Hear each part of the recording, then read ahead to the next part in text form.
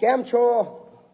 બાપુ બોલેગા ના ભવ્ય 100મા એપિસોડની અંદર સ્વાગત છે બધાનું।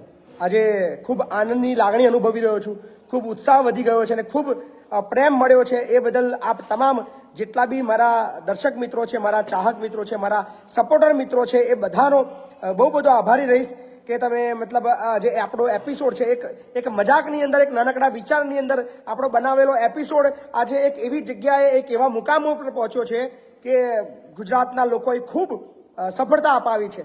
એક પણ રૂપિયાનો કોઈ ખર્ચ નહીં, એક પણ રૂપિયાનું કોઈ સ્ટુડિયો નહીં, કોઈ મેનેજમેન્ટ નહીં, બીજો કોઈ માણસ નહીં, ફક્ત એક સિમ્પલ મોબાઈલ અને એક નાનકડું સ્પીકર થકી, એક નાનકડા વિચાર થકી, એક સામાન્યમાં સામાન્ય એપિસોડ બનાવીને આજે ગુજરાતના લાખો કરોડો લોકો સુધી આપણો અવાજ પહોંચી રહ્યો છે અને લાખો કરોડો લોકો આપણા બાપુ બોલેગા એપિસોડને નિહાળી રહ્યા છે અને ખૂબ આનંદ આપી રહ્યા છે, ખૂબ સપોર્ટ આપી રહ્યા છે, ખૂબ પ્રેમ આપી રહ્યા છે। એ બદલ બધાનો આભાર।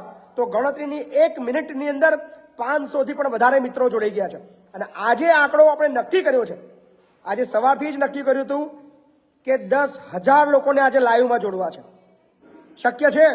બધું જ શક્ય છે। કેમ શક્ય નથી? કારણ કે જ્યારે આપણે આ એપિસોડ શરૂ કર્યો હતો ત્યારે આપણને ખુદને ખ્યાલ નહોતો કે આ બાપુ બોલેગા શું લોકોને આપશે, લોકોના શું કામો થશે, લોકો કેવી રીતે રજૂઆતો કરશે, કેવી રીતે લોકોના પ્રશ્નોના સોર્ટ આઉટ થશે, એ બધું જ એક મિસ્ટ્રી હતી। પણ જેમ જેમ આપણે આગળ વધતા ગયા એમ એમ લોકોના કામ થતા ગયા અને બાપુ બોલેગા આજે એક ઐતિહાસિક સપાટીએ પહોંચ્યો છે અને 100 એપિસોડ ભવ્ય, શાનદાર, સફળતાવાળા 100 એપિસોડ પૂર્ણ કર્યા છે। એક પણ એપિસોડ એવો ખાલી નથી કે જેની અંદર લોકો